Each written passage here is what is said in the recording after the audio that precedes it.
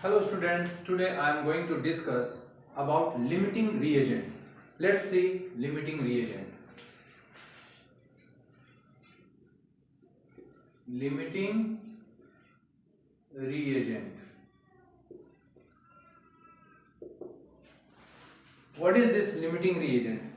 Say if it is carbon reacting with oxygen and here it is giving CO2. Carbon oxygen के साथ react करके carbon dioxide दे रहा है और ये रिएक्शन क्या है, बैलेंस्ड है। तो आप यहाँ देख रहे हैं कि कार्बन का यह 1 मोल, ऑक्सीजन का भी 1 मोल और यह कार्बन डाइऑक्साइड भी क्या है, 1 मोल है।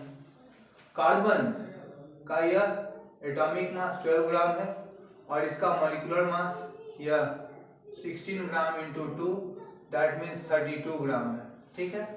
जबकि यहाँ पर carbon dioxide 12 plus 16 gram into 2 यानी ये आपका हो गया 44 ग्राम, ठीक। तो एक बैलेंस केमिकल इक्वेशन में हम देख रहे हैं कि यह जो 12 ग्राम कार्बन है 32 ग्राम ऑक्सीजन के साथ रिएक्ट करके 44 ग्राम कार्बन डाइऑक्साइड बना रहा है। यदि हम एक कंडीशन दें कि ये 12 ग्राम तो कार्बन है और यह जो है जस्ट 8 ग्राम है, तो यह जो है कितना बनेगा। तो हम जानते हैं कि 12 ग्राम कार्बन को कंप्लीटली ऑक्सीडाइज करने के लिए कितना चाहिए, 32 ग्राम ऑक्सीजन चाहिए। लेकिन यहाँ पर क्या मिल रहा है, 12 ग्राम ऑक्सीजन के लिए कितना है, 8 ग्राम ऑक्सीजन अवेलेबल है।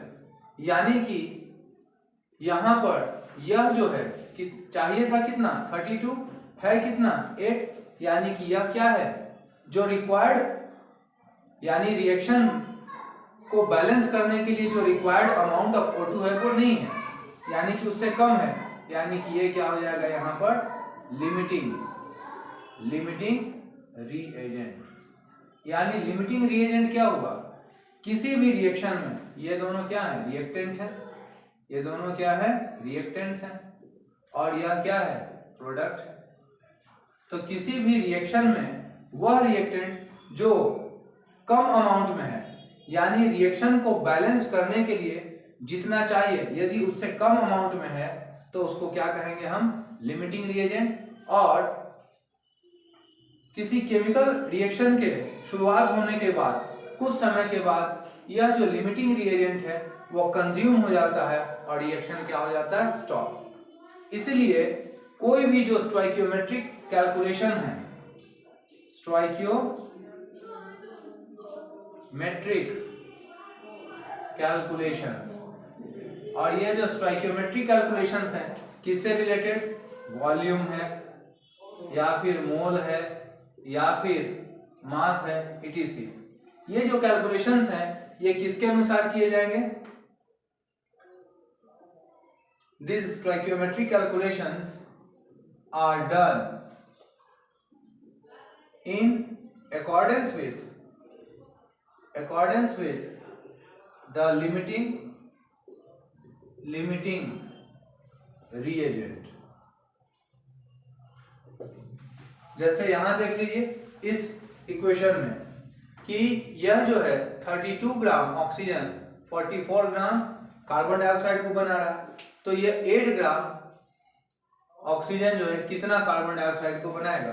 तो यूनिटरी मेथड देंगे हम, since 32 gram of O2 gives 44 gram of CO2, therefore 16 gram of O2 gives how much, 44 gram by 32 gram into 16, तो ये तो गया, ये हो गया 22 ग्राम, ठीक।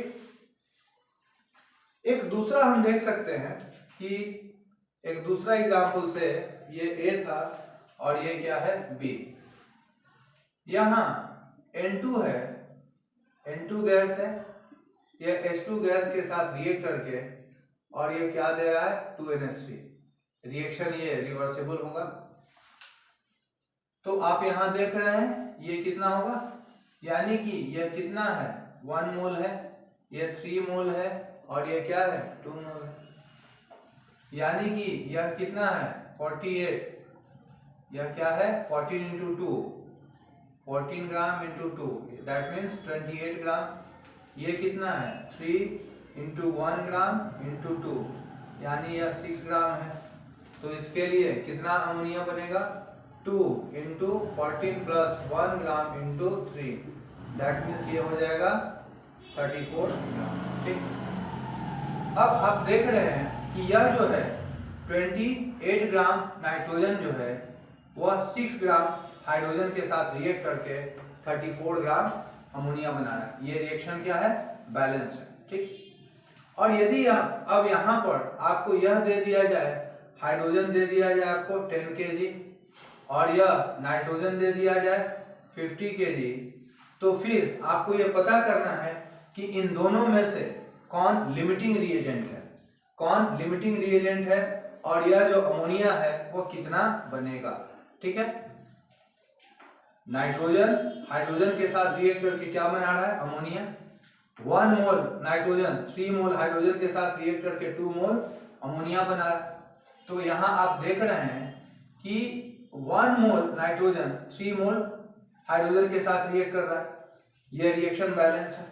यदि अब आपको यह दे दिया गया है कि 50 kg नाइट्रोजन है 10 kg हाइड्रोजन है, तो इसमें से इन दोनों में से लिमिटिंग रिएजेंट कौन है और कितना अमोनिया बनेगा। ठीक है, चलिए तो इसको हम कैसे देख लेंगे, बहुत ही आसान है।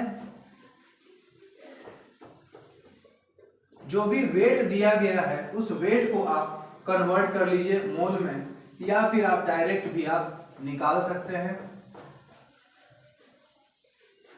देखिए यहां पर आप क्या देख रहे हैं कि 1 मोल नाइट्रोजन 3 मोल हाइड्रोजन के साथ रिएक्ट कर रहा है, तो आप इसको कन्वर्ट कर दीजिए किसमें भाई, यह जो 50 kg है that means mass of N2, ये कितना है 50 kg, इसको आप कन्वर्ट कर दीजिए 50 इंटू 10 टू द पावर 3 ग्राम।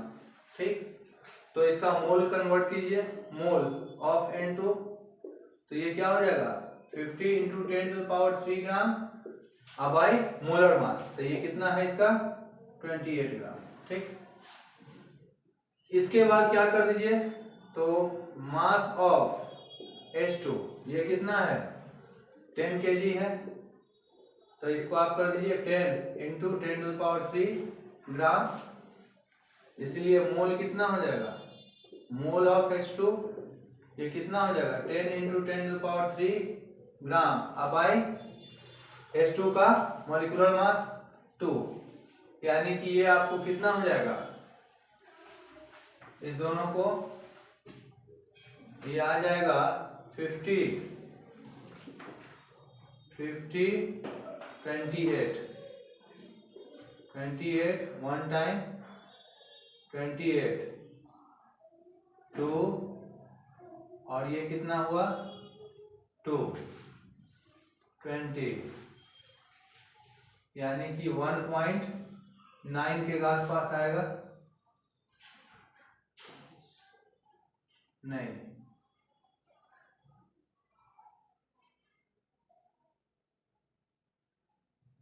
2.7 1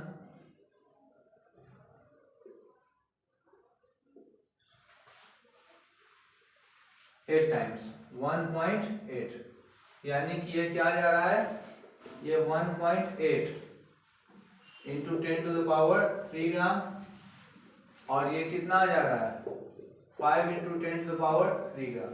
ठीक, आपको पता है कि इक्वेशन को बैलेंस करने के लिए 1 मोल नाइट्रोजन के लिए कितना चाहिए 3 मोल हाइड्रोजन चाहिए।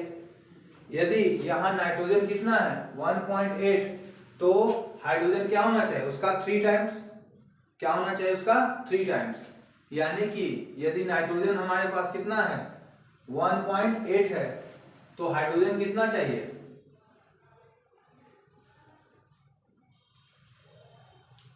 हाइड्रोजन क्या चाहिए 3 moles, that means required amount of H2 क्या हो जाएगा 3 टाइम्स ऑफ नाइट्रोजन, और नाइट्रोजन कितना है 1.8 इंटू 10⁻³ ग्राम, यानी इसका क्या होना चाहिए इंटू 3 यानी 5.4 इंटू 10⁻³ ग्राम। लेकिन जो अवेलेबल है वो कितना है, मतलब इक्वेशन को बैलेंस करने के लिए जो हाइड्रोजन चाहिए वो हाइड्रोजन कितना चाहिए 5.4 इंटू 10⁻³, लेकिन हमारे पास हाइड्रोजन कितना है जस्ट कितना है, उसका मोल कितना है 5 इंटू 10⁻³। ये क्या था, ये मोल था, ग्राम नहीं था, ये मोल था। ये क्या है मोल, है ना। यानी कि चाहिए इतना है इतना, यानी क्या है ये जो हाइड्रोजन है वो शॉर्ट है, वो कम है, that means here H2 is limiting reagent। यहां पर H2 क्या है लिमिटिंग रिएजेंट है, ठीक है।